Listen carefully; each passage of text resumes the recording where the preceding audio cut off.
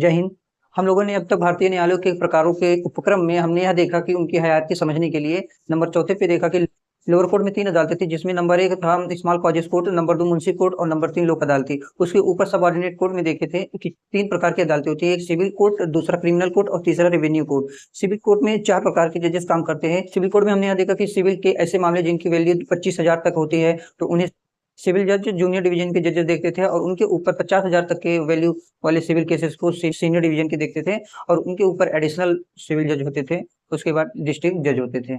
Civil court के तुरंत बाद हम लोगों ने क्रिमिनल कोर्ट को देखा था, और उसमें जो सेकंड क्लास के जो मजिस्ट्रेट होते हैं, जुडिशियल मजिस्ट्रेट सेकंड क्लास, जो ऐसे क्रिमिनल केस जिनमें 1 साल या 5,000 तक की जुर्माना के दंड दे सकते थे, उनके ऊपर जुडिशियल मजिस्ट्रेट फर्स्ट क्लास के मजिस्ट्रेट आते हैं, तब जो 3 साल तक की सजा और 10,000 रुपए तक का जुर्माना लगा सकते हैं। और उनके ऊपर जो थे चीफ जुडिशियल मजिस्ट्रेट 7 वर्षों तक का सजा दे सकते हैं।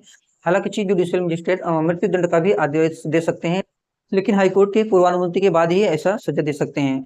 इन तीनों मजिस्ट्रेटों के पास ओरिजिनल सूट और अपीलीय सूट दोनों दाखिल हो सकते हैं, और इनके ऊपर एडिशनल सेशन जज और सेशन जज के पास केवल और केवल अपीलीय मुकदमे दाखिल होते हैं। उसके बाद हम लोगों ने रेवेन्यू कोर्ट देखा। रेवेन्यू कोर्ट में ऐसे मामले आते हैं जो लैंड रेवेन्यू से मामले और एग्रीकल्चर से मामले आते हैं, और उसमें सबसे नीचे नायब तहसीलदार देखते हैं। नायब तहसीलदार के ऊपर तहसीलदार, और तहसीलदार के ऊपर एसडीएम, और एसडीएम के ऊपर कलेक्टर, और कलेक्टर के ऊपर कमिश्नर, कमिश्नर के ऊपर रेवेन्यू बोर्ड आता है। रेवेन्यू बोर्ड का फैसला अंतिम फैसला होता है, और इस फैसले को आप अपीलीय हाईकोर्ट में कर सकते हैं। और उसके बाद हम लोगों ने हाईकोर्ट को समझा था, हाईकोर्ट के बाद सुप्रीम कोर्ट को समझा था, और उसी में हम लोगों ने कुछ स्पेशल कोर्ट और ट्रिब्यूनल को छोड़ दिए थे, जो इसमें आज हम इस वीडियो में समझेंगे। लेकिन यदि आपने वहाँ वीडियो नहीं देखा है, तो आपको आई बटन में या वीडियो के डिस्क्रिप्शन में मिल जाएगा। और आज हम लोग देखेंगे स्पेशल कोर्ट। भारत में स्पेशल कोर्ट कई प्रकार के होते हैं, जो विशिष्ट अपराधों या मामलों की त्वरित सुनवाई के लिए स्थापित होते हैं। मार्च 2025 तक जिनमें से लगभग 410 से ज्यादा ऐसी अदालतें थे जो POCSO, protection of child from sexual offence से संबंधित अदालतें थी।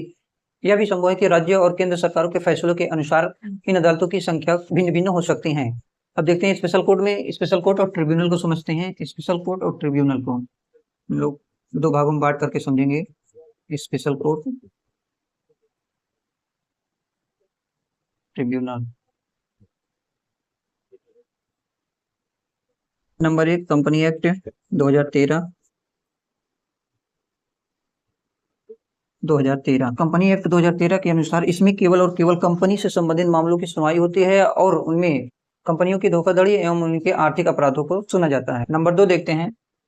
नंबर 2 देखते हैं MP MLA court. MLA court एक ऐसे स्पेशल कोर्ट है जिसमें देश और राज्य के सांसदों और विधायकों के आपराधिक मामलों की त्वरित सुनवाई के लिए स्थापित की जाती है। पोक्सो न्यायालय में बच्चों के यौन शोषण से संबंधित मामलों की सुनवाई होती है, जिसमें जल्द से जल्द फैसले आते हैं। विशेष न्यायालय में चौथा नंबर देखते हैं पारिवारिक न्यायालय। पारिवारिक न्यायालय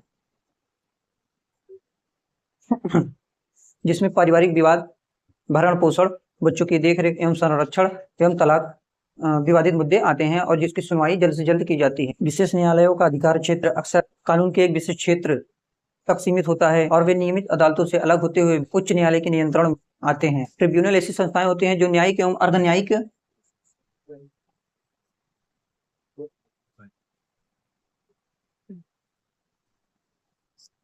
कार्य करती हैं। इनका उद्देश्य न्यायपालिका के बोझ को कम करना होता है, या तकनीकी मामलों में किसी विषय पर विशेषज्ञता प्रदान करना होता है। औद्योगिक ट्रिब्यूनल में औद्योगिक संबंधित मामले सुनवाई होती है, और इनके फैसले को सर्वोच्च न्यायालय में आप अपील कर सकते हैं। इसके बाद आता है इनकम टैक्स से संबंधित tribunal. Income tax tribunal ITT. Income tax tribunal में इनकम टैक्स से संबंधित मामले आते हैं, जिसमें घोटालों एवं आर्थिक विवादों की सुनवाई की जाती है। नंबर 3 देखते हैं केंद्रीय प्रशासनिक ट्रिब्यूनल। केंद्रीय प्रशासनिक ट्रिब्यूनल। केंद्रीय प्रशासनिक ट्रिब्यूनल ऐसे ट्रिब्यूनल भारतीय संविधान के आर्टिकल 323 ए और 323 बी में भी प्रावधान है। किसी भी लोक सेवक यदि भ्रष्टाचार में या उनके आचरण में कोई भी विवाद होता है, तो केंद्रीय प्रशासनिक ट्रिब्यूनल में उनकी सुनवाई होगी। नंबर 4 देखते हैं रेलवे दावा अधिकरण। रेलवे दावा अधिकरण के ट्रिब्यूनल में रेलवे से संबंधित मामलों की सुनवाई होती है। उसके बाद मोटर दुर्घटना, मोटर दुर्घटना दावा अधिकरण। इनमें ऐसे मामलों की सुनवाई होती है जो मोटर दुर्घटना से संबंधित होते हैं। अच्छे हैं टेलीकॉम विवाद। टेलीकॉम ट्रिब्यूनल में टेलीकॉम से संबंधित विवादों का निपटारा किया जाता है। और नंबर 7 है राष्ट्रीय आदित्य ट्रिब्यूनल, जिसके अंतर्गत पर्यावरण से संबंधित मामलों की सुनवाई होती है। और यदि इन फैसले से यदि आप असंतुष्ट हैं तो इस फैसले की अपील आप सर्वोच्च न्यायालय में कर सकते हैं। आई होप आप लोगों की वीडियो अच्छी लगी होगी। यदि अभी तक आपने इस चैनल को सब्सक्राइब नहीं किया तो चैनल को सब्सक्राइब कर लीजिए और बेल आइकन का बटन दबा लीजिए, जिससे आने वाली भविष्य में नई वीडियो का नोटिफिकेशन आप तक जल्द से जल्द पहुंचे। मिलेंगे नेक्स्ट वीडियो में, तब तक के लिए जय हिंद।